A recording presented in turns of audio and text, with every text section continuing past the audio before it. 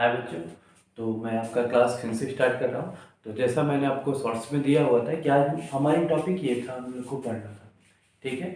तो I think ये जो टॉपिक्स है, देखिए, जो मैं अगर बात करता हूँ जो मॉडर्न इंडिया की, जो अगर हमारी हिस्ट्री है इंडिया की, ये 3 पार्ट में डिवाइडेड है: मेडिवल, मॉडर्न, ठीक है, इसके अलावा एंशिएंट।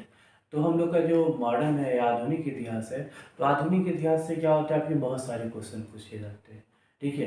तो ये कुछ आपके रिवॉल्यूशन से हो सकते हैं, कुछ क्वेश्चन से पूछ सकते हैं, या कुछ फेमस पर्सनालिटी से पूछे जा सकते हैं कि कौन कौन से महान व्यक्ति थे, पर्सनालिटी से। तो इनसे क्वेश्चन आपके क्या होते हैं, कुछ ना कुछ क्वेश्चन हमें से क्या क्या किए जाते हैं, पूछे जाते हैं। तो हम लोग का आज का टॉपिक है nationalism in India part second phase. तो देखिए, जैसे कि क्या होते हैं कि हम लोग अलग अलग किताबें पढ़ते हैं, जैसे कि आप लोग अलग अलग पब्लिकेशन, जैसे आपकी लूसेंट है, उसके अलावा एनसीईआरटी है, इसके अलावा क्या होता है आपकी स्पेक्ट्रम पब्लिकेशन की आती है, बिपिन चंद्रा है। ठीक है। तो अलग अलग आपके क्या होते हैं पब्लिकेशन है। ठीक है। तो सभी पब्लिकेशन के बारे में अगर बात करें तो सभी, ऐसा तो नहीं कि हम लोग के पास इतना टाइम है कि हम लोग क्या करते हैं सारे पब्लिकेशन को पढ़ लें। ठीक है। तो मैंने क्या किया, बाकी जितनी भी बुकें मैंने अभी आपको बताई, इन सभी के कंपाइलेशन करने के बाद मुझे लगा कि हाँ, कुछ चीज़ें होती हैं कि जो को मुझे क्या करना है कि एक शॉर्ट करके आपको बेसिकली आपकी तैयारी की बेसिस पे लेके आना चाहिए। ठीक है। उसी बेसिस पे मैंने क्या किया, कुछ टॉपिक स्टार्ट किया जो कि आपका क्या है, nationalism in India phase second, जो भारत में राष्ट्रवाद का उदय है। ठीक है, राष्ट्रवाद जो दूसरी पार्ट में था। जो पहला पार्ट था वो क्या था आपका, गांधी जी के आने के पहले का फेज था। वह फेस और वहाँ की कहानियाँ अलग थी। लेकिन गांधी जी के आने के बाद, ठीक है, जब गांधी जी इंडिया में आए 1915 से लेके और 1939 तक, 1946 तक, 1947 तक की जो अलग अलग घटनाएं हुई, जो जो अलग अलग केसेस हुए, उसके बारे में हम लोग क्या करेंगे, डिस्कस करेंगे। दो बात आप लोग हिस्ट्री या इतिहास पढ़ते समय समझिएगा कि जब भी हम लोग कोई इतिहास या कोई भी टॉपिक पढ़ते हैं, तो कोई भी ऑर्गेनाइजेशन हो या संस्था हो, ठीक है, या कोई भी चीज़ है हम लोग की, तो हम लोग को ये पता करना चाहिए कि ये सभी चीज़ें या इस ऑर्गेनाइजेशन या इस नियम या कानून या प्रशासनिक व्यवस्था या का निर्माण क्यों हुआ होगा, उस समय की क्या कंडीशन थी, उस कंडीशन के बेसिस पे ही क्या होती है वो सभी चीज़ों का निर्माण होता है। ठीक है। तो इसमें बहुत सारे बच्चों की शिकायत थी कि सर हमें क्या होता है, जीएस है, जीएस को पढ़ने में काफ़ी ज़्यादा कन्फ्यूजन होता है। तो देखिए बच्चा लोग कि कन्फ्यूजन किसी चीज़ की नहीं होती है। आप क्या कीजिए, अपने कन्फ्यूजन से पहले लड़ना सीख लीजिए। ठीक है। कभी कभार क्या होता है कि हम लोग क्या करते हैं, जो भी पेपर की तैयारी होती है उसको सोचते हैं कि हाँ, टॉपिक तो मैंने पढ़ा हुआ है और उसको 1 महीने में कवर कर लेंगे। तो ऐसी कोई बात नहीं है। जो भी आपकी टॉपिक होती है उसको कवर करने के लिए आपको थोड़ा लंबे समय से तैयारी करना चाहिए। ठीक है। आपको ये टारगेट रखना चाहिए कि आपका जो पेपर है, पेपर आने से 1.5 महीने से पहले ही आपका जो सिलेबस है वो पूरी पूरी तरीके से क्या हो जाए, कंप्लीट हो जाए। ठीक है। अगर ये चीज़ें आप नहीं कर पाते हैं तो ये आपकी क्या है, लाचारी है, या जो भी हम माने। ठीक है। तो इन सभी चीज़ों को आप क्या कीजिए, ध्यान रखिए, और अपने जो भी आप तैयारी कर रहे हैं इन सभी चीज़ों को, बाकी का जो शौक है उसको छोड़ के आप अपनी तैयारी पर ध्यान दीजिए। थोड़े बुक्स स्टडी कीजिए, डेली आप कुछ न कुछ किताबें पढ़िए। जब आपकी स्टडी थोड़ी स्ट्रांग हो जाएगी तो आपकी सभी बातें आपको समझ में आने लगेंगी। ठीक है। तो ये कुछ आज के कंटेंट है। ठीक है। तो इसके अलावा मैं भी ये बोलूँगा कि जो भी आपके टॉपिक पढ़ते हैं उसमें के जो भी कीवर्ड हैं, व्यक्तित्व हैं, उनसे क्या आने वाले ऑर्गेनाइजेशन संस्था में वो जुड़े थे, किस किन चीज़ों में उनके अहम योगदान थे, इन सभी चीज़ों को आप क्या कीजिए, किसी एक कॉपी पे क्या कीजिए, लिख लीजिए कि हाँ, ये व्यक्तित्व थे, ये महान व्यक्तित्व हैं, इनका ये ऑर्गेनाइजेशन था, इन्होंने ये क्या की थी, मैगजीन या किताबें को क्या किया था, प्रिंट कराया हुआ था। अब उस समय के हालात, उस समय की प्रशासनिक व्यवस्था क्या थी, उसके बारे में थोड़ा आप डिस्कस करिए। ठीक है। तो समय तो नहीं मिलता है सारी बुक्स को पढ़ने को। ठीक है। लेकिन हम लोग को जितनी भी समय मिलता है, अगर हमें जॉब्स चाहिए तो हमें क्या करना है, थोड़ा बहुत तो एफर्ट करना, थोड़ा बहुत नहीं, हमें बहुत ज़्यादा एफर्ट करना होगा। क्योंकि देखिए, अगर आपको क्या करना है, 8 से 10 घंटे की जॉब करनी है या 12 घंटे की जॉब करनी है, तो आपको मेहनत तो करना ही पड़ेगा। ठीक है। क्योंकि सभी बच्चे मेहनत कर रहे हैं, आप भी जानते हैं, हम भी जान रहे हैं कि इंडिया में क्या पॉपुलेशन काफ़ी ज़्यादा है, और यहाँ पे सबसे ज़्यादा क्राइसिस है नौकरियों की। ठीक है। जो भी आप नौकरी करते हैं, बहुत सारे क्राइसिस है, या प्राइवेट सेक्टर है, हर जगह क्या है, कुछ न कुछ फाइट है।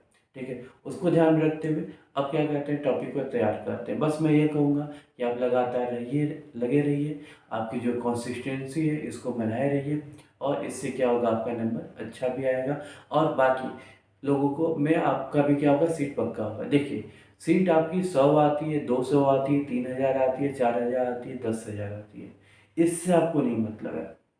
आपको बस अपने एक सीट के लिए लड़ना है। ये नहीं कि हाँ आपको क्या करना है, पूरे रिश्तेदार को उसमें लेके जाना है। आपको ऐसा कोई बात नहीं, आपको क्या करना है, अपने एक सीट के लिए लड़ना है और एक सीट के लिए अपना अपना जीनो जान लगा दीजिए। ठीक है, और उसी बेसिस पे आप तैयारी कीजिए। ठीक है, जिस दिन आपकी नौकरी मिल जाएगी, सारी मेहनत का फल आपको उस दिन मिल जाएगा। ठीक है, तो ये कुछ कीवर्ड है। ठीक है, उसके बारे में हम लोग क्या करते हैं, बात करते हैं। और कुछ ये टॉपिक्स हैं, इसके बारे में हम लोग क्या करेंगे, डिस्कस करेंगे। देखिए, जो फेज सेकेंड है, फेज फर्स्ट की मैं बात करूं तो आपका जो अलग अलग जो केसेस हैं, देखिए पहला अगर मैं कांग्रेस की बात करूं तो 1885 से लेके क्या है 1905 तक का, 1885 से लेके 1905 तक के केसेस अलग है। 1905 से लेके 1910 तक 1915 तक के केस अलग है। 1905 से 1915 तक का केस अलग है। ठीक है, उसके बाद 1915 से जो हम लोग के यहाँ राष्ट्रवाद या नेशनलिज्म का ये कहानी स्टार्ट होती है, वो काफ़ी अच्छी हो जाती है। क्यों हो जाती है, इसके पीछे का अलग अलग कारण है। सबसे पहले बात है कि हम लोग का जो उस समय का वर्ल्ड वार है, वर्ल्ड वार फर्स्ट के समय अगर मैं बात करूँ, जो ब्रिटिश एम्पायर है, ठीक है, इसने भी क्या किया था, काफ़ी ज़्यादा इसने क्या किया था, युद्ध में भी पार्टिसिपेट किया हुआ था। ठीक है, तो पार्टिसिपेट करने की वजह से क्या हुआ था, आपको भी पता है कि जापान है, रसिया है, जर्मनी है, यूएस है। ठीक है, इन सभी देशों ने क्या किया है, इस युद्ध में क्या किया, पार्टिसिपेट किया। और इसका ये फ़ायदा हुआ कि जो इंडिया में जो ब्रिटेन गवर्नमेंट क्या कर रही थी, यहाँ पे रूल कर रही थी, तो यहाँ से बहुत सारे सोल्जर्स हैं, उनको उन्होंने क्या किया था, लड़ाई के लिए दूसरे देशों में ले गए। अलग अलग राज्यों में, अलग अलग कल्चर में वो लोग गए और वहाँ पे वो लोग अलग अलग टाइप्स के लोगों से क्या किए, मिले। और बहुत सारी इसके तो जब वहाँ गए तो वहाँ से कुछ कल्चर या सिविलाइजेशन को लेके आए। ठीक है, इसके अलावा क्या होता है, बहुत सारी किताबें हैं, मैगजीन है, उनका काफ़ी ज़्यादा अहम योगदान है हमारी स्वतंत्रता में।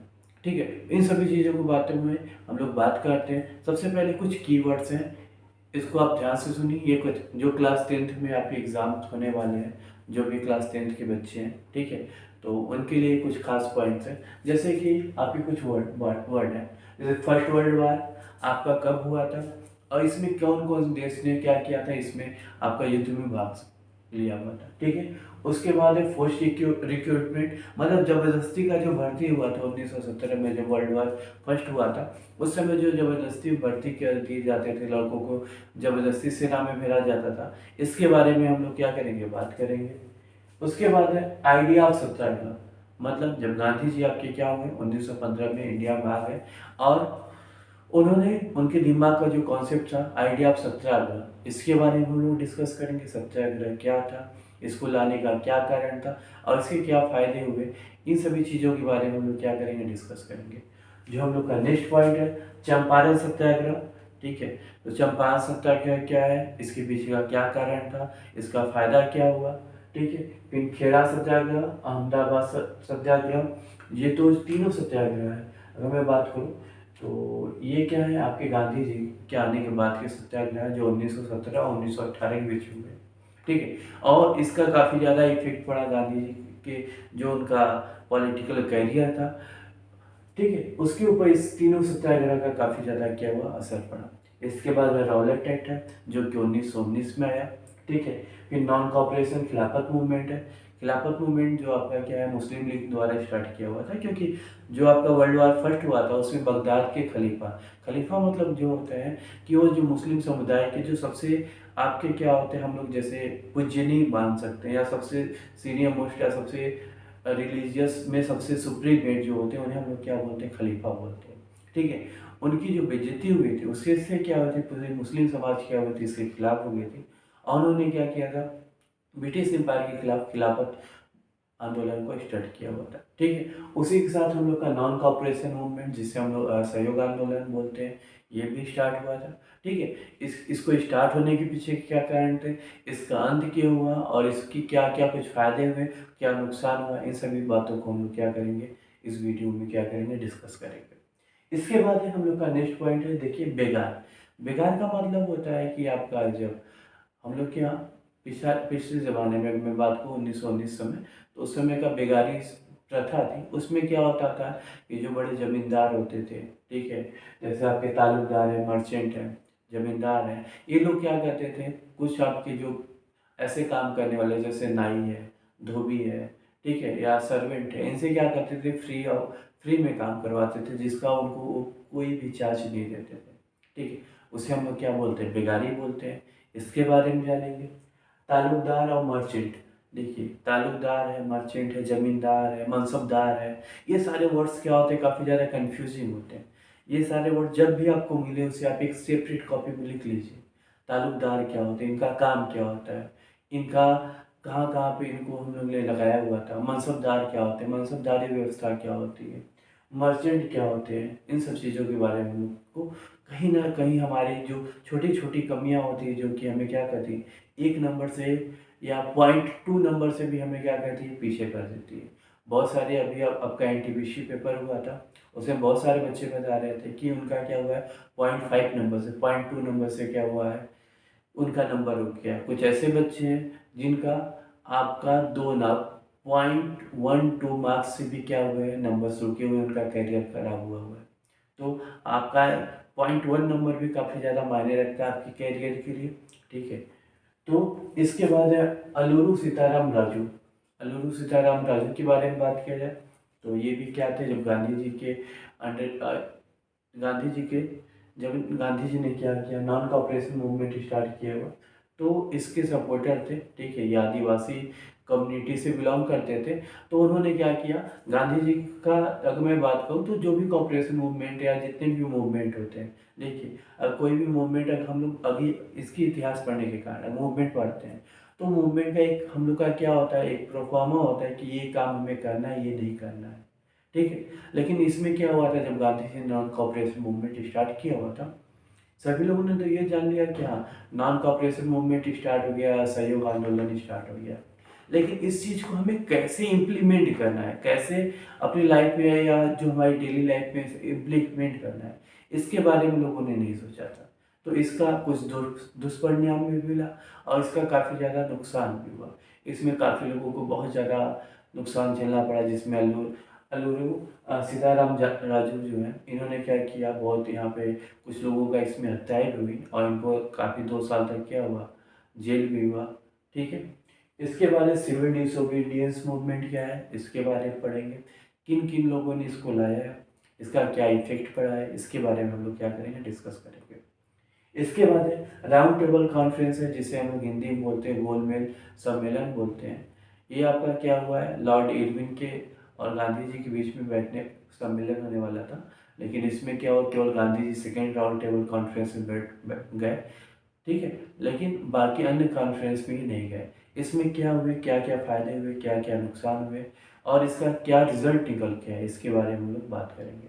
इसके बाद कुछ टाइम लाइन है, कुछ इंपॉर्टेंट पॉइंट्स हैं, जैसे कुछ टाइम लाइन के बारे में बात करूँ तो इसमें क्या हुआ है कि आपके जब गांधी जी के आने से लेके हम लोग की इंडिया जब आज़ाद हुई थी तब की कुछ कहानी है, इसके बारे में हम लोग जानते हैं। सबसे पहले 1915 में 1915 में Gandhi ji return from the South Africa. South Africa में से गांधी जी क्या हुए, 1915 में आए। उसके बाद वो अपने जो हम लोग पॉलिटिकल गुरु बोल सकते हैं, ठीक है, पॉलिटिकल गुरु के पास गए, ठीक है, जहाँ वो उनके गुरु के बारे में अब मैं भी नाम नहीं बताऊंगा। आप बताइए कि गांधी जी के पॉलिटिकल गुरु, राजनीतिक गुरु का क्या नाम था। ये जो भी नाम था आपको क्या करना है, कमेंट बॉक्स में क्या करना है, लिखना है, ठीक है। इसके बाद है साबरमती आश्रम का निर्माण हुआ, कब, 1916 में। इसके बाद 1917 में चंपारण पीजेंट रिवोल्ट, चंपारण में किसान सत्याग्रह हुआ, किसान आंदोलन हुआ था। क्या पीछे इसके कारण था और इसका क्या, इसमें क्या गांधी जी का रोल था और इसका क्या रिजल्ट मिला, इसके बारे में हम लोग पढ़ेंगे। चंपारण सत्याग्रह में कौन कौन से आपके पॉलिटिशियन या जो राजनीतिक लोग थे वो क्या हुए, वहाँ पर वो गए थे। उन सभी लोगों का क्वेश्चन भी कभी कभार आता है कि हाँ चंपारण सत्याग्रह में गांधी जी के अलावा और कोई भी फेमस जो व्यक्ति थे उनके आप नाम बताएं। इसके बाद है 1918 में आपके टेक्सटाइल मिल वर्कर अहमदाबाद और खेड़ा वर्कर, जो आपका क्या गुजरात में है, ठीक है, वहाँ पे टेक्सटाइल मिल वर्कर जो कि क्या करते थे, उनके वेजेस का मतलब कि उनके वेतन से संबंधित कुछ बीमारियाँ प्रॉब्लम थी, क्योंकि उनके वेतन बढ़ाए नहीं जा रहे थे, इसके लिए वहाँ पे प्रॉब्लम हुई थी। इसके अलावा खेड़ा वर्कर्स मीन्स जो वहाँ पे खेड़ा सत्याग्रह में क्या हुआ था, वहाँ पे क्या हुआ था उस समय, अगर आप देखोगे टाइमिंग 1918, तो थोड़ा बहुत दिमाग आप लगाइए। उस समय क्या हुआ था कि अकाल पड़ा हुआ था। अकाल पड़ने की वजह से क्या हुआ था, वहाँ पे क्या हुआ था, किसानों की खेती क्या हुई थी, पूरी तरीके से बर्बाद हो गई थी। लेकिन सरकार ने क्या किया था, टैक्स एकदम नहीं कम किया हुआ था, जिससे क्या हुआ था वहाँ के सेना किसान जो थे काफ़ी ज़्यादा परेशान थे। तो वहाँ पे किसानों के सपोर्ट में आपके क्या हुए, गांधी जी गए और वहाँ पे खेड़ा सत्याग्रह स्टार्ट हुआ। इसके बाद है रॉलेट एक्ट। रॉलेट एक्ट के बारे में बात करें तो देखा जाए जब क्या होते सभी पॉलिटिशियन धीरे धीरे एक्टिव हो रहे थे, ठीक है। तो इसकी वजह से क्या हुआ था, बहुत सारे लोगों ने क्या किया, सरकार ने सोचा कि हाँ अब क्या करना है, हमें पॉलिटिशियन के ऊपर थोड़ा नकेल लगाना है, मतलब इनको कंट्रोल करना है। तो उन्होंने रॉलेट एक्ट लाया, जिसमें क्या होता था, किसी भी व्यक्ति को जो भी क्या करता है पॉलिटिकली या सरकार को कुछ उसके ऊपर शक लगता है, तो वह क्या करता है, उससे 2 साल तक क्या कर सकता है, जेल कर सकता है। जिसमें क्या होता था ना, आपका FIR की सख्त जरूरत होती थी, न कि वही वकील की दलील इसमें चलती थी, ठीक है। आपका सरकार के खिलाफ 2 साल तक कोई कुछ भी नहीं कर सकता था। और इसके बीच में क्या हुआ, आपके 2 फेमस लीडर थे, कहाँ पे, अमृतसर पंजाब में। उन्होंने क्या किया, इसका अपोज किया, और उसकी अपोज करने के लिए क्या हुआ, सरकार ने उन दोनों को क्या किया, जेल कर दिया। अब जेल हुआ तो ठीक है। अब उसके जस्ट ये चीज़ें कब हुई, आपकी लगभग ये 6 से 10 अप्रैल के बीच में हुई थी, ठीक है। इसके बाद हम लोग बात करते हैं, तो इन सभी चीज़ का अपोज करने के लिए क्या हुई, सरकार जो भी आपकी जनता है, अभी भी आप क्या होता है, आपको काम कहा जाता है कि ऐसा आप काम न करें, लेकिन आप वही काम करते हो जो कि आपको मना किया जाता है। ठीक वही काम हुआ आपका अमृतसर में, क्या हुआ था, मार्शल लॉ लागू हुआ था, ठीक है।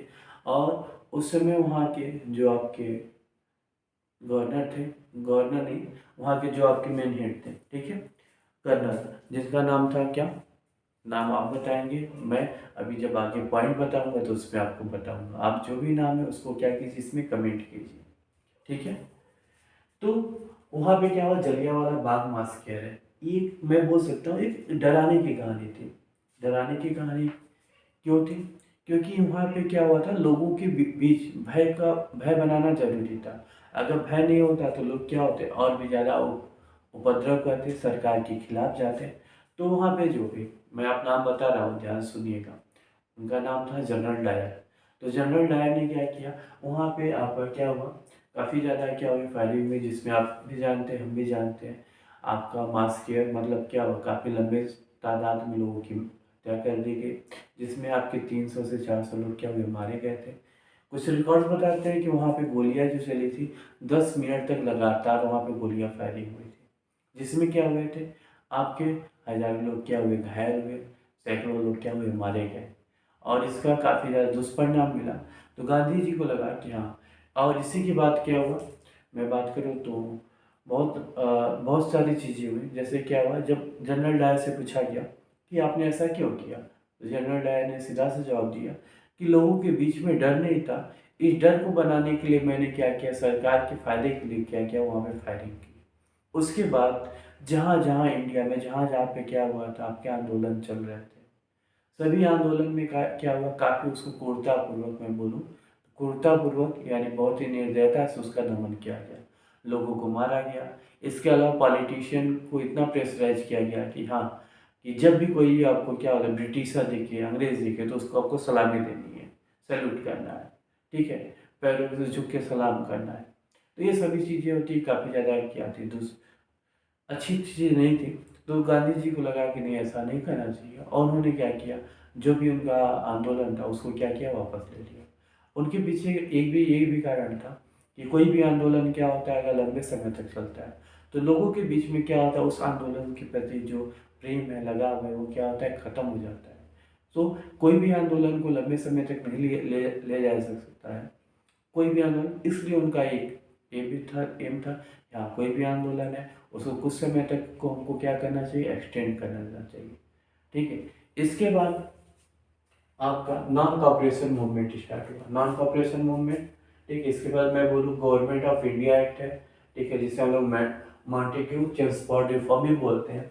इसके बाद खिलाफत मूवमेंट आया, फिर नॉन कॉपरेशन मूवमेंट आया। नॉन कॉपरेशन मूवमेंट का मतलब है, इसमें सीधा सा कॉन्सेप्ट था कि अगर मान लिया जाए ब्रिटिशर 10,000 है, 10,000 ब्रिटिशर क्या करते हैं, यहाँ के इंडियन की सहायता से ही क्या करते हैं, इंडिया पे राज करते हैं। अगर इंडियन जो है उनकी सहायता नहीं करते हैं तो आप ऑब्वियसली सी बात है कि वह क्या होंगे, उनका काफ़ी ज़्यादा नुकसान होगा। इसमें आप बहुत सारे रिकॉर्ड्स हैं जिसके बारे में हम लोग जानेंगे। जब ये नॉन कॉपरेशन मूवमेंट स्टार्ट हुआ था तो उसमें क्या हुआ था, हम लोग ने स्वदेशी को अपनाया हुआ था, सरकारी चीज़ों को, जो भी आपकी ब्रिटिशर चीज़ें थी, इन सभी चीज़ों को त्याग भी किया हुआ था। ठीक है, जिसमें उनकी क्या हुई थी, इकोनॉमी भी काफ़ी ज़्यादा लॉस हुई थी। ठीक है, ये सभी चीज़ें हुई थी। बाकी 1900 जब आपका वर्ल्ड वॉर फर्स्ट हुआ था तो हम लोग क्या इंडस्ट्रीज़ का भी काफ़ी ज़्यादा इस्टेब्लिशमेंट भी हो गया था। ठीक है, इसके बाद है 1927 में Simon commission, non cooperation movement के बाद समय की बात है। उसी में क्या हुआ था, चौरी चौरा कांड भी हुआ था, जिसमें क्या हुआ था, एक पूरे पुलिस स्टेशन को क्या किया गया था, आग के हवाले कर दिया गया था। ठीक है, जिसकी वजह से आपका इसमें काफ़ी ज़्यादा नुकसान हुआ था। और इसका जो मेन टारगेट बनाया गया था, गांधी जी को बनाया गया था। गांधी जी के 2 साल की सज़ा भी हुई थी। ठीक है, और जो आपकी कांग्रेस है, कांग्रेस को उस समय जो आपकी राष्ट्रीय आईएनसी थी, इंटरनेशनल कांग्रेस। ठीक है, तो कांग्रेस को क्या किया हुआ था, गैर कानूनी संस्था भी बना दिया गया था। जिससे क्या हुआ था, ये गैर कानूनी अगर कोई कांग्रेस का प्रचार प्रसार करता है तो उसको क्या किया जा सकता है, जेल किया जा सकता था। ठीक है, इसके बाद है आपका डिमांड फॉर साइमन कमीशन 1927 में। क्योंकि अब के बाद 1922 में आपका जब गांधी जी को जेल कर दिया गया तो 2 साल गांधी जी जेल में थे। ठीक है, उस समय क्या था, आपके और भी चित्तरंजन दास जी हैं और बाकी अन्य नेता हैं। उस समय दो दो टीम बनी, एक गरम दल के नेता, एक नरम दल के नेता। ठीक है, और एक नई पार्टी का भी स्थापना हुई। ठीक है, तो उनका मेन एम था कि हमें अब क्या करना है, अपनी कुछ पॉलिसीज लानी है और हमें एक डोमिनियन स्टेट बनाना है, अपना खुद का राज्य बनाना है। ठीक है, तो इसके पीछे क्या हुआ, सरकार ने भी इनकी बातों को सुना और आपके क्या हुआ, ब्रिटेन से साइमन आए। ठीक है, और उन्होंने साइमन कमीशन में आए तो उसमें क्या हुआ, उन्होंने बोला कि ठीक है, आप हमें जो भी आपको नियम कानून बनाना है आप मुझे लिख के दे दीजिए, मैं उसी दिन आपको क्या करूँगा, वो बिल आपके पास करवा देता हूँ। लेकिन यहाँ पे भी काफ़ी ज़्यादा मतभेद हुआ। जो आपके ब्रिटिशर्स थे, इनके पीछे दो दिमाग में दो कॉन्सेप्ट चलता था। एक था डिवाइड एंड रूल। जैसे 1909 में क्या हुआ, इन्होंने जो हिंदू हैं मुस्लिम में, इन लोगों में काफ़ी टकराव लाया। फिर 1919 में क्या हुआ, आपके सिख समुदाय हैं, हिंदू है, मुस्लिम है, सभी को सेपरेट इलेक्टोरल सिस्टम के द्वारा क्या हुआ, डिवाइड कर दिया। ठीक है, जिससे क्या हुआ, लोग अपने धर्म अपने जात के बारे में सोचने लगे। तो ये चीज़ें तो कुछ जगह पे गलत थी। ठीक है, तो यहाँ पे भी ये चीज़ हुआ। 1927 में क्या हुआ, आप मोहम्मद अली जिन्ना को भी जानते हैं। ठीक है, इसके अलावा मोतीलाल नेहरू को भी जानते हैं। इन दोनों की जो भी कॉन्सेप्ट थे, उन्होंने जो भी अपने पॉइंट्स लिख के दिए साइमन को, और ये दोनों आपस में इनका कॉन्ट्राडिक्शन हो गया और साइमन कमीशन में भी क्या हुआ, वापस जाना पड़ा। इसके बाद 1929 में लाहौर सेशन के बारे में बात करता हूँ। लाहौर सेशन में आपका कांग्रेस का लाहौर सेशन था 1929 में। वहाँ पे पूर्ण स्वराज की स्थापना की क्या मांग की गई। इसके बाद है आपका 1930 तक आपका सिविल डिसओबीडियंस मूवमेंट, सविनय अवज्ञा आंदोलन। हम सरकार मानेंगे और अगर हम सरकार मानेंगे नहीं तो सरकार के नियम और कानून हमारे ऊपर लागू नहीं होगा। ठीक है, तो ये सभी चीज़ों को देखते हुए आपका ब्रिटेन में लॉर्ड गोलमेन सम्मेलन जिसे बोल सकते हैं, या ठीक है, तो उसका भी फॉर्मेशन हुआ। गोलमेन सम्मेलन जिसे हम लोग क्या बोलते हैं, ठीक है, राउंड टेबल कॉन्फ्रेंस बोल सकते हैं। ये सभी चीज़ें क्या हुई, स्टार्ट हुई। ठीक है, इसके बाद है आपका 1935 में। ठीक है, 1935 में एक नया एक्ट आया जिसमें क्या हुआ, हमारे इंडिया के लिए स्पेशल कॉन्स्टिट्यूशन का निर्माण किया गया, जो कि आपके अभी भी कॉन्स्टिट्यूशन आपके संविधान में उसका 60% कॉपी आपको दिखाई पड़ता है। ठीक है, 1935 में। ठीक है, ये चीज़ें आई।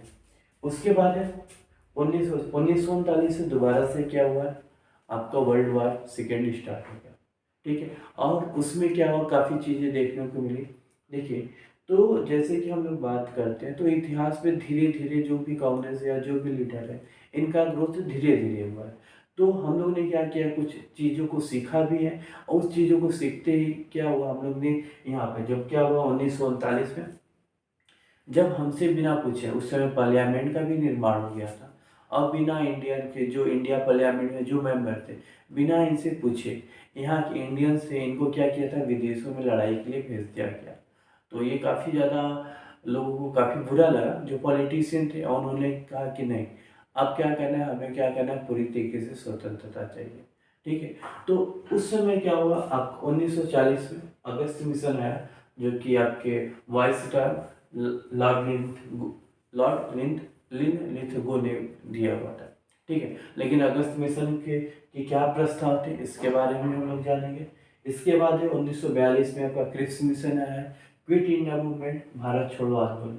ठीक है, अगर देखा जाए तो 2 साल के बाद जब गांधी जी आए 1940 में हुआ, उसके 1942 में, तो इन्होंने बोला कि हाँ, अगर देखा जाए तो इस समय क्या वर्ल्ड वार में, जब वर्ल्ड वार में ब्रिटेन जब भाग ले रहा था, इसके काफ़ी इकोनॉमिकल कंडीशन काफ़ी ज़्यादा क्या थी, वीक थी, और उनका सीधा था, बोला जा सकता है ये एजुकेशन का कमाल है। इस समय अगर हम लोग क्या कहते हैं, इसके ऊपर ब्रिटेन के ऊपर प्रेशर करते हैं, तो हम लोग को आज़ादी मिलने के चांसेस क्या होते हैं, बढ़ जाते हैं। ठीक है, और इसके लिए उन्होंने क्या क्या क्या किया, वहाँ से ही इन्होंने क्या किया, पूरे जोश से बोला कि हाँ, भारत छोड़ो आंदोलन क्या किया जाए, स्टार्ट किया जाए। और इसमें आपके अलग अलग जो भी अलग अलग लीडर्स है, सभी लोगों ने अपना क्या किया, इसमें पार्टिसिपेशन स्टार्ट किया। ठीक है, और भारत छोड़ो आंदोलन का काफ़ी ज़्यादा असर भी हुआ। इसके बाद है आपकी कैबिनेट मिशन प्लान है। कैबिनेट मिशन प्लान के अनुसार क्या था, कैबिनेट मिशन प्लान क्या था, इसमें अगर मैं बात करूँ तो वहाँ पे क्या हुआ, गवर्नमेंट का एक लिबरल फॉर्म ऑफ गवर्नमेंट का क्या हुआ, चुनाव हुआ। ठीक है, और वह क्या कहते थे, एक ऐसे वर्ग से आते थे जो कि क्या कहते हैं, डेमोक्रेसी को चाहते थे, और उन्होंने क्या किया, इंडिया को इंडिपेंडेंस, स्वतंत्रता देने की बातों को क्या क्या स्वीकार किया। ठीक है, और उसी के बाद से उन्होंने क्या किया, हाँ, आप अपने संविधान का निर्माण कीजिए, ये सभी चीज़ों को क्या किया गया, माना गया। और 1947 से 15 अगस्त 1947 में इंडिया को क्या किया, मिला गया, आज़ादी मिला। ठीक है, तो ये सारे पॉइंट्स थे। अब क्या करेंगे हम लोग, जो भी हैं इन सारे पॉइंट्स के बारे में क्या करेंगे, डिस्कस करेंगे, और इनसे जो भी इम्पोर्टेंट क्वेश्चन बनते हैं उन सभी चीज़ों को हम लोग क्या करेंगे, पार्ट वाइज क्या करेंगे, रीड करेंगे, स्टडी करेंगे। ठीक है, तो आप लोग सभी लोग जितना हो सके उतना इस पॉइंट्स को क्या कीजिए, ध्यान से पढ़िए, ताकि आपके अच्छे से अच्छे नंबर गेन हो सके और आप जल्दी से क्या करें, एक अच्छे जॉब को क्या करें, गेन करें। ठीक है, ठीक है, तो अब मिलते हैं इसके नेक्स्ट पार्ट में। नेक्स्ट पार्ट क्या है उसको मैं फिर बताता हूँ आपको। ओके, ठीक है जी, तो स्टार्ट करते हैं।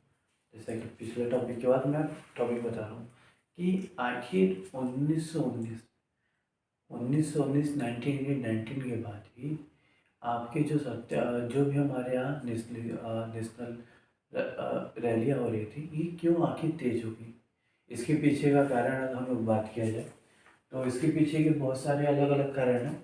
तो कुछ कारण हैं, अगर मैं बात करूँ इसके पीछे का मेन जो कारण है वो वर्ल्ड वार फर्स्ट है, प्रथम विश्व युद्ध है।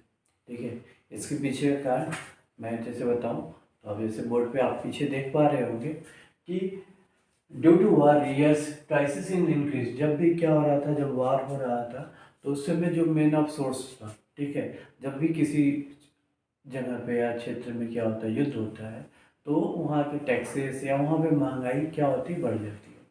इसके पीछे कारण जब 1913 में जो हम लोग क्या महंगाई का दर था, और 4 साल के युद्ध के बाद महंगाई का दर जो था हम लोग क्या, वो जस्ट डबल हो गया था 1913 से 1918 तक। ठीक है, इसके बाद हम लोग बात कर रहे हैं जिससे क्या हुआ था कि लोगों के बीच में जो आम जनता थी, इसमें काफ़ी ज़्यादा त्राही त्राही मच गई थी, कि आखिर खाने पीने की प्रॉब्लम हो गई थी, इसके अलावा कुछ न कुछ बीमारियाँ हो गई थी। इसके अलावा मैं आपको बात करूँ तो आपका जब फर्स्ट वर्ल्ड वार हुआ था, तो फर्स्ट वर्ल्ड वार को हम लोग बोलते हैं इंडस्ट्रियल वार भी बोल सकते हैं, क्योंकि इंडस्ट्रियल वार के बारे में बात किया जाए तो फर्स्ट वर्ल्ड वार में आपके क्या हुए थे, काफ़ी ज़्यादा टैंक है, बारूद है, गन्स है, जेट है, फाइटर प्लेन, इन सभी चीज़ों का युद्ध हुआ था। और उसमें करोड़ों लोग मारे गए थे, बहुत सारे लोग बेघर हुए थे। तो इसका इम्पैक्ट भी बढ़ा हुआ था, बीमारियां भी फैली हुई थी, क्यों जब लोग एक जगह से दूसरी जगह जा रहे थे उस समय, तो हमें बीमारियां भी तो जा रही थी, तो इस बीमारियों की वजह से भी काफ़ी ज़्यादा प्रॉब्लम हुई थी। ठीक है, इसके बाद है according to the census of 1921, 1921 के आपकी जनगणना के अनुसार लगभग 1,20,00,000 से लेके 1,30,00,000 लोग क्या हुए थे, आपकी भूखमरी और महामारी की वजह से मारे गए। तो ये काफ़ी डरावना क्या है आपका रिजल्ट दे रहा है। ठीक है, तो ये सभी चीज़ें आपको बता रही हैं कि हाँ कुछ ना कुछ तो चीज़ें थी उस समय। ठीक है, या तो उस समय की हेल्थ सेक्टर नहीं उतना ज़्यादा डेवलप थी, ये सभी चीज़ें थी। ठीक है, अब बात करते हैं कि आइडिया ऑफ सत्याग्रह। ठीक है, ये तो चीज़ें हैं कि हाँ हमारी बातें स्टार्ट हुई, लेकिन हाँ इन सब चीज़ें को जैसे थे हमारे यहाँ के बहुत ही अच्छे अच्छे लीडर्स उस समय क्या उभर के आए। उभर के आने का पीछे का रीज़न ये था कि लोग का एजुकेशन व्यवस्था, जब एजुकेशन जैसे कि हम लोग जानते हैं जो ब्रिटिशर्स हैं उन्होंने क्या किया था, एक वर्किंग क्लास करने के लिए यहाँ पे क्या किया था, अपना एजुकेशन पॉलिसी 1812 में क्या किया था, लागू कर दिया था। ठीक है, और पैसे को भी फंडिंग स्टार्ट किया हुआ था कि हम लोग क्या कहते हैं साइंस या वेस्टर्न एजुकेशन जो है इंडियन है इनको वेस्टर्न एजुकेशन प्राप्त हो। तो उन्होंने तो सोचा था कि एक वर्किंग एक क्लर्क बना के छोड़ देंगे, लेकिन यहाँ की जो हम लोग की सभ्यता है इंडिया, जो सीखने की अच्छी क्षमता है, हम लोग की याद करने की क्षमता है, इसकी वजह से हम लोग ने अपने जो ज्ञान का सागर है इसको काफ़ी ज़्यादा और बढ़ा दिया। ठीक है, तो इसके पीछे अगर जो अलग कारण हम लोग देखा जाए तो इसमें आपके बहुत सारे जो लीडर्स हैं, जवाहरलाल नेहरू हैं, महात्मा गांधी हैं, डॉक्टर राजेंद्र प्रसाद हैं, ठीक है, मोतीलाल नेहरू हैं, सुभाष चंद्र बोस है, ये सभी लीडर्स क्या हुए उभर के सामने आए। ठीक है, सी आर दास जी हैं, तो ये सभी चीज़ें क्या हुए, बहुत सारे लीडर्स हैं जो कि उभर के सामने आए। तो इसमें हम लोग बात करते हैं, पहली बात आइडिया ऑफ सत्याग्रह, गांधी जी के बारे में बात करते हैं, बाकी लोगों के बारे में हम लोग डिस्कस करेंगे, कोई इसमें घबराने की बात नहीं है। हर एक जो आपके क्या है जो भी फाइटर्स है, फ्रीडम फाइटर्स है, ठीक है, उनकी हर एक कहानी और उन्होंने क्या क्या किया है, इन सभी चीज़ों के बारे में हम लोग बेसिक से जानेंगे। ठीक है, तो आप लोग डेली हमारे साथ चैनल पे बने रहिए और इन सभी चीज़ों के बारे में थोड़ी थोड़ी बातों को हम लोग जानेंगे, ताकि जो हमारे एग्ज़ाम्स के पॉइंट से आपकी व्यू से भी क्या तैयार हो, ताकि हम लोग को अगर हम लोग कोई टारगेट बेस्ड ना पढ़ना हो, एज हम लोग का जो बेसिक है फंडामेंटल है, अगर ये तैयार हो जाता है तो हमें बार बार क्या होता है बेसिक नहीं पढ़ना पड़ेगा, हर बार कोई टारगेट नहीं करना होगा, बस हम लोग को क्या करना होगा, जो भी हम लोग ने लिखा हुआ है पढ़ा हुआ है इसको रिवर्स करना होगा। ठीक है, तो सबसे पहले बात करते हैं आइडिया ऑफ सत्याग्रह। जो सत्याग्रह का जो कॉन्सेप्ट था गांधी जी के बीच में दिमाग में कहाँ से है, तो गांधी जी को आपको पता है 1890 में ही क्या हुए थे, इंडिया से चले गए थे, कहाँ पे, साउथ अमेरिका पे, और वहाँ पर उन्होंने देखा हुआ था काफ़ी ज़्यादा क्या थी प्रॉब्लम प्रॉब्लम होने की कारण क्या थी, वहाँ पे जो रंग भेद का मेन कारण, सबसे मेन कारण था रंग भेद।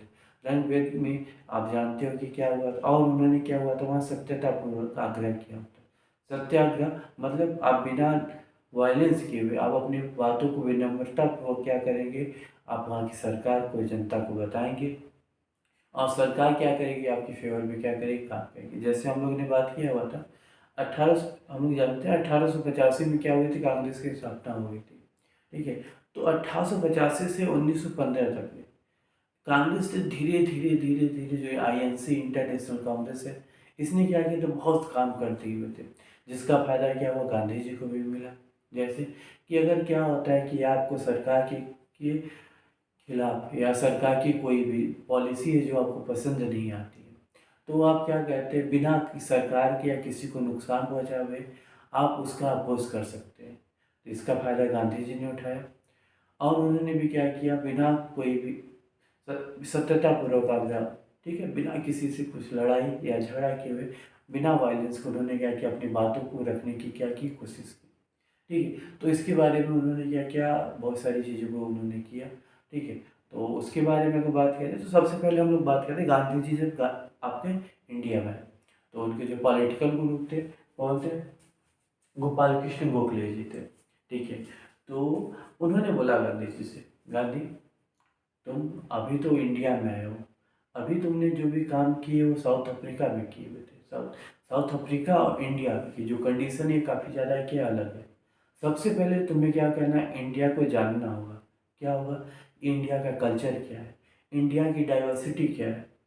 इंडिया की डाइवर्सिटी मतलब 4 कोस पे बोली, 4 कोस पे वाणी, दोनों क्या होती है, इंडिया में बदल जाती है। तो तुम्हें पहले इंडिया को जानना होगा कि इंडिया आखिर है क्या। उसके बाद आप क्या करेंगे, इंडिया के बारे में क्या करेंगे, डिस्कस करेंगे। तो गांधी जी अपनी वाइफ कस्तूरबा बाई के साथ 3rd क्लास के डिब्बे में, ट्रेन के 3rd क्लास के डिब्बे में, जिसे आप जानते हो जनरल डिब्बा बोलते हैं। और जनरल डिब्बा में अगर आप बात किया जाए तो जनरल डिब्बा में ना तो कोई जात होता है, ना तो कोई धर्म होता है। बस आप उस इलाके के हुए क्या कि वो इलाका में आपके क्या हो जाएंगे, रिश्तेदार हो जाएंगे। ठीक है। तो जनरल डिब्बे में क्या होता है, न जात था, न पात था, न धर्म था, न कोई ऊंचा था, न कोई नीचा था, न कोई काला था, न कोई गोरा था। सभी थे क्या, भारतीय थे। और सभी को प्रॉब्लम क्या थी, ब्रिटिशर प्रॉब्लम थे। क्योंकि ब्रिटिशर की जो आपकी यूनिक जो उनकी एडमिनिस्ट्रेशन पॉलिसी थी वो क्या थी, पूरी की पूरी आपकी इंडिया में लागू थी। ठीक है। तो लोगों की प्रॉब्लम भी सेम थी। और जब लोगों की प्रॉब्लम सेम होगी तो वो क्या करेंगे, सेम प्रॉब्लम के बारे में डिस्कस करेंगे। गांधी जी कस्तूरबा जी के साथ 1 साल तक आपके पूरे इंडिया के हर एक जगह जगह पे गए, वहाँ की प्रॉब्लम्स को जाना, वहाँ पर भ्रमण किया और सभी चीज़ों को क्या किया, उन सभी चीज़ों की जानकारी को इकट्ठा किया। और उनके लाइफ का जो सबसे पहला मुकाम है आया चंपारण सत्याग्रह। क्या है, चंपारण सत्याग्रह। चंपारण सत्याग्रह की मैं बात करूँ तो ये क्या है, आपका नॉर्थ इंडिया में आप नॉर्थ इंडिया में बिहार के, अभी आपके बिहार में जाएंगे तो बिहार के उत्तरी पश्चिमी इलाके में आपको क्या होगा, चंपारण दिखेगा। ठीक है। तो चंपारण है। ठीक है। तो चंपारण की जो खेतें हैं, ठीक है, वहाँ पे क्या हुआ, इंडिगो, ठीक है, नील की खेती काफ़ी अच्छी होती है। वहाँ की ज़मीन क्या है, नील की खेती के लिए काफ़ी उपयुक्त मानी जा गई थी। ठीक है। तो इसमें वहाँ पे क्या था, एक 3 कटिया सिस्टम था। 3 कटिया सिस्टम का मतलब होता है कि वहाँ की जो भी किसान के पास ज़मीन है, अगर उसके पास हर एक उस खेत के 3 बढ़ाई के 20 हिस्सा में वो क्या करेगा, इंडिगो, क्या क्या उगाएगा, इंडिगो मतलब नील की खेती करेगा। नील की खेती तो ठीक थी। नील की खेती से क्या होता था, नील की खेती तो मान लो होता था, लेकिन उसका कुछ नुकसान भी था। नुकसान क्या था कि आपको उसका 3/20 पार्ट में क्या करना था, खेती करना था। नील की खेती करने के बाद क्या होता था, खेत खराब हो जाता था, बंजर हो जाता था। उसके बाद बंजर जमीन को छोड़ के फिर से आपको पुराने जो नए जमीन को क्या करना था, उपयोग करने में लाना था। ठीक है। इसके अलावा वहाँ पे क्या होता था, जो नील थी, नील को क्या करना था, खुद से ही क्या करना, उसको उसको साफ करना पड़ता था। जिससे क्या होती, स्किन डिजीजेस हो जाती थी, त्वचा संबंधी बहुत सारे रोग हो जाते थे। ये सभी काफ़ी ज़्यादा क्या थी, प्रॉब्लम थी। तो इन सभी चीज़ों को बात को देखते हुए जब वहाँ की आपके लीडर थे, फार्मर थे, किसान थे, कौन थे, राजकुमार शुक्ला, नाम सुना होगा आपने, राजकुमार शुक्ला। ये गांधी जी के पास आए। ठीक है। और गांधी जी उस समय कांग्रेस के सेशन में थे। तो राजकुमार शुक्ला जी से मिलने के बाद गांधी जी क्या हुए, राजकुमार शुक्ला जी के आग्रह पे वह क्या गए, चंपारण गए। चंपारण गए और चंपारण गए तो वहाँ पे काफ़ी बड़ी भीड़ थी, क्योंकि गांधी जी क्या थे, काफ़ी बड़े उनका नाम था। मतलब से वो किसान नहीं थे, लेकिन वो क्या करे थे, लोगों की परेशानियों को, बातों को समझ रहे थे। कुछ वहाँ के लोकल लीडर्स थे, उन्होंने क्या अपोज भी किया कि अरे ये तो गांधी है, इसने कभी खेत किसान को देखा ही नहीं है, ये क्या करेगा। लेकिन धीरे धीरे अगर देखा जाए तो गांधी जी ने क्या किया, इसको भी ऊपर भी काम किया। ठीक है। उनके साथ अन्य लीडर्स भी हैं। कौन कौन से लीडर्स हैं उनका नाम देखते हैं। सबसे पहले राजेंद्र प्रसाद, मजहर उल हक, JB कृपलानी, महादेव देसाई और नरहरि पारिक। और कुछ और लीडर्स हैं जैसे बृज किशोर प्रसाद, अनुग्रह सिन्हा, ठीक है, रामनवमी प्रसाद, शंभूषण वर्मा। ये भी कुछ क्या है, लीडर है जो कि क्या किए, आपके चंपारण सत्याग्रह में गांधी जी के साथ सम्मिलित है। चंपारण सत्याग्रह में, ठीक है, उस समय आपका इंडस्ट्रियल रिवॉल्यूशन भी काफ़ी तेजी से ग्रोथ हो गया था। आप दिमाग को ध्यान से सुनिएगा। तो धीरे धीरे क्या हो रहा था, उस समय नील की खेती भी धीरे धीरे कम हो रही थी। तो इसके अलावा वहाँ के लोगों ने क्या किया था, काफ़ी ज़्यादा क्या किया, विद्रोह भी किया हुआ था। तो आने वाले 5 से 10 सालों में क्या हुआ, धीरे धीरे वहाँ पे जो इंडिगो के कल्टीवेटर थे, नील की खेती करने वाले जो कल्टीवेटर थे, वो वहाँ से चले गए। और वहाँ से मेन क्या हुआ, चंपारण सत्याग्रह भी क्या हुआ, काफ़ी क्या हुआ, सक्सेस हुआ। इसके बाद हम लोग बात करते हैं अहमदाबाद मिल स्ट्राइक। अहमदाबाद मिल स्ट्राइक में अगर मैं बात करूँ, ये 1918 में हुआ था। तो जब आपका क्या हुआ था, वर्ल्ड वॉर फर्स्ट खत्म हुआ था, तो उस समय मार्केट में, जैसे मैंने पहले ही बताया हुआ था, मार्केट में जो भी सामान थी, वस्तुएं थी, गुड्स थे, प्रोडक्ट थे, इनके दाम क्या हुए थे, डबल हो गए थे, महंगे हो गए थे। लेकिन उनका जो पगार था, वेतन था, वेजेस मतलब क्या था, वेतन, वेतन क्या था, उतना ही था।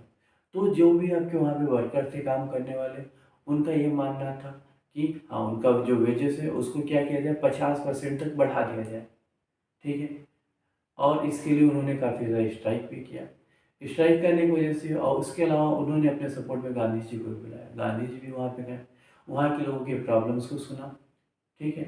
तो प्रॉब्लम्स को सुनने के बाद उन्होंने क्या किया, वहाँ पे सबसे पहली बार अपना भूख हड़ताल क्या के स्टार्ट किया। कहा कि अब मैं भूख हड़ताल करूँगा, या तो आप मेरी बात मानो, वरना मैं अगर यहीं पे मर जाऊँगा तो बाकी जनता आपको संभाल लेगी।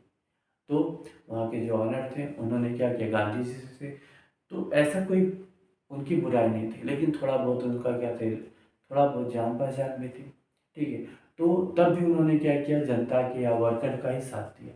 और जनता के वर्कर के साथ में उन्होंने क्या किया, वर्कर का मानना था कि हम आप 50% वेजेस बढ़ा दीजिए, लेकिन वहाँ के जो मिल मालिक थे, उनकी भी कुछ प्रॉब्लम्स थी। उनकी प्रॉब्लम्स को देखते हुए उन्होंने क्या किया, मिल मालिक के साथ मिल मालिक ने क्या किया कि हाँ, जो वेजेस, जो वेतन है, उसको 35% तक क्या किया जाएगा, बढ़ा दिया जाएगा, ताकि लोगों की जो महंगाई है, महंगाई में प्रॉब्लम ना हो। इसके बाद की मैं बात करूँ, तो आपका क्या है, खेड़ा सत्याग्रह है, जिसे हम लोग प्रथम असहयोग आंदोलन भी बोलते हैं, फर्स्ट नॉन कॉपरेशन मूवमेंट बोलते हैं। तो आपका क्या हुआ था उस समय की, आपकी जो आपकी फेमाइन्स आई हुई थी, खेतों में प्रॉब्लम हुई थी, जिसकी वजह से क्या हुआ था, खेड़ा गुजरात, खेड़ा डिस्ट्रिक्ट है गुजरात में, वहाँ पे क्या हुआ था, जो खेतों में क्या हुआ था, प्रोडक्शन नहीं हुआ था, क्रॉप फेलियर हो गया था, मतलब फसल उत्पादन नहीं हुआ, फसल क्या हो गए थे, खराब हुए थे। लेकिन सरकार ने क्या किया था कि नहीं, आपको फसल खराब हो या बढ़िया, उससे मुझे मतलब नहीं है, आपको क्या करना है, टैक्स पे करना ही करना है। तो इसकी वजह से क्या हुआ कि वहाँ के वर्कर्स ने क्या किया, वहाँ के फार्मर्स ने क्या किया, काफ़ी ज़्यादा सरकार का अपोज किया। और सरकार के सपोर्ट में क्या, सरकार के अपोज करने के लिए वहाँ पे कौन पहुँचे, गांधी जी। और गांधी जी ने वहाँ पे क्या किया, ठीक है, और गांधी जी जब वहाँ पहुँचे, तो उन्होंने भी क्या किया, उन्होंने सब वर्कर्स का क्या किया, हेल्प किया, और उनका जो टैक्स है उसको क्या किया, माफ़ कराया। यहाँ पर सबसे एक अच्छी बात हुई कि वहाँ पे गांधी जी की मुलाकात हुई सरदार वल्लभ भाई पटेल से, और सरदार वल्लभ भाई पटेल ने भी उस दिन से क्या किया, गांधी जी के क्या हुए, सपोर्ट में आ गए। ठीक है। तो ये कहानी थी आपकी चंपारण सत्याग्रह, अहमदाबाद सत्याग्रह, इसके अलावा खेड़ा सत्याग्रह। ठीक है। और ये जो तीनों सत्याग्रह हैं, अगर मैं बात करूँ तो ये गांधी जी के जो लाइफ के सबसे प्रमुख सत्याग्रह हैं। और इन्हीं सत्याग्रह की वजह से और इनकी जो सक्सेस है, इस सक्सेस की वजह से गांधी जी का एक ऊंचा नाम हो गया। ऊंचा नाम का मतलब कि इनका एक नाम हो गया। अब ये जिस भी क्या करते थे, जहाँ पे भी जाते थे, लोग इनकी बातों को मानते थे। जो पार्टी या जो भी लीडर्स थे अभी तक क्या थे, वह केवल शहरों तक सीमित थे, बड़े घरों तक सीमित थे। वह बातें अब क्या हुई थी, गांधी जी के आने के बाद गांव गांव तक पहुंच गई थी, और सभी लोग क्या करते थे, इसमें पार्टिसिपेट कर रहे थे। ये बातें थी आपकी, क्या थी, मेन आंदोलन थे, जिसकी वजह से गांधी जी का नाम हुआ। और गांधी जी ने अलग अलग जो आने वाले आपके आंदोलन है उसमें क्या करेंगे, भाग लेंगे। उसके बारे में हम लोग क्या करेंगे, अगले वीडियो में क्या करेंगे, डिस्कस करेंगे। सभी लोग एक बार चैनल को लाइक और सब्सक्राइब कर दीजिए। ठीक है। इसके अलावा जो भी बोर्ड है, बोर्ड पे आप इसको क्या कीजिए, हाई पिक्सल पे करके, ताकि आपका वीडियो क्या होगा, क्लियर है, साफ है, उसका आप एक स्क्रीनशॉट ले लीजिए, ताकि उसे आप किसी कॉपी में क्या कीजिए, लिख लीजिए। बस इस बात का ध्यान दीजिएगा, थोड़ा रेगुलर आप बना रहिए। ठीक है। और अपनी कमियों को धीरे धीरे क्या कीजिए, दूर कीजिए। अगर आपकी कमियां दूर हो जाती हैं तो आपकी मंजिल आपसे दूर नहीं है। ठीक है। आपकी मंजिल कुछ दिन में ही आपको क्या हो जाएगी, मिल जाएगी। ठीक है। इसके साथ ही मैं चलता हूँ। ठीक है। मैं ये आशा करूँगा कि आपको मेरा ये वीडियो क्या होगा, पसंद आया होगा। इसलिए अगर आपको लगता है कि हाँ, मेरी मेहनत कुछ अच्छी है, तो एक बार प्लीज़ मेरे चैनल को लाइक और सब्सक्राइब जरूर कर दीजिएगा। Thank you.